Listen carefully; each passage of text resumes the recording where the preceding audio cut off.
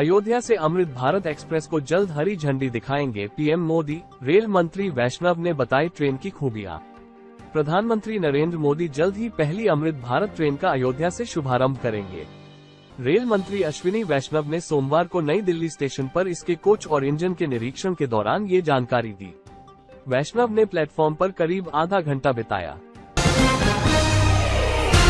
दिल्ली में बढ़ते कोरोना को देखकर एम्स ने लिया ये फैसला, संक्रमित मरीजों को मिलेगी सहूलियत। कोरोना के नए सब वेरिएंट के कारण संक्रमण बढ़ने की आशंका के मद्देनजर एम्स में एक वार्ड आरक्षित कर दिया गया है। इसमें कोरोना के मरीजों का इलाज होगा। इस बाबत एम्स प्रशासन ने मंगलवार को आदेश जारी किया है। दिल्ली के करीब 3 दर्जन इलाकों में पानी का संकट, यमुना में प्रदूषण बढ़ने से जल आपूर्ति प्रभावित। राष्ट्रीय राजधानी दिल्ली के कई इलाकों में एक बार फिर से लोगों को पानी की दिक्कत होगी। यमुना में प्रदूषण का स्तर बढ़ने के कारण करीब 3 दर्जन इलाकों में 25 दिसंबर की शाम से स्थिति सही होने तक पानी की समस्या बनी रहेगी। इस कैलेंडर में छत्रपति शिवाजी महाराज को नमन कर रहे पीएम मोदी, केंद्रीय मंत्री प्रहलाद जोशी ने किया लॉन्च।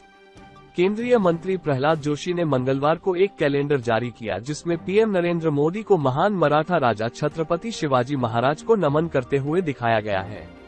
26 दिसंबर को कर्नाटक के हुबली में एक कार्यक्रम के दौरान उन्होंने कैलेंडर को लॉन्च किया। लोकसभा चुनाव से पहले इस कैलेंडर को जारी कर कर्नाटक में मराठी और हिंदू समुदायों को लुभाने की कोशिश की जा रही है।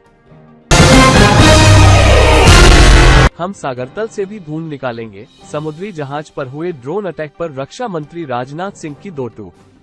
हिंद महासागर में भारत की ताकत और बढ़ चुकी है। चीन और पाकिस्तान को चुनौती देने के लिए आईएनएस इम्फाल तैयार है।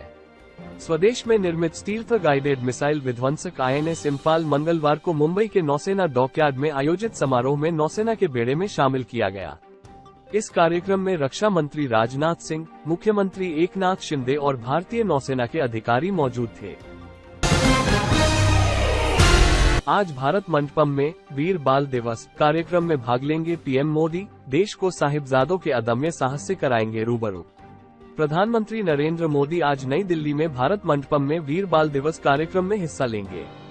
इस अवसर पर मोदी युवाओं के मार्च पास्ट को झंडी दिखाएंगे। वीर बाल दिवस श्री गुरु गोविंद सिंह के पुत्रों साहिबजादा बाबा जोरावर सिंह जी और बाबा फतेह सिंह जी के शहादत दिवस के रूप में मनाया जाता है।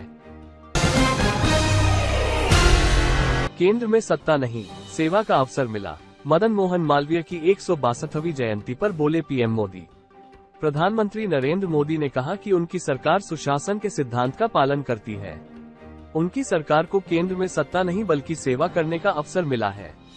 वो ये सोचकर बहुत प्रसन्नता का अनुभव करते हैं कि उन्हें पंडित मदन मोहन मालवीय की तरह ही काशी की सेवा करने का अवसर मिला है।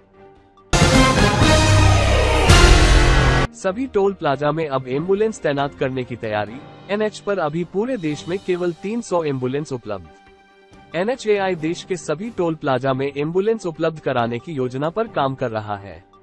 इस सिलसिले में एम्बुलेंसों की खरीद के लिए निविदा प्रक्रिया अंतिम चरण में है। सड़क परिवहन मंत्रालय ने ये जानकारी संसद की स्थायी समिति को सड़क सुरक्षा के मसले पर दी है।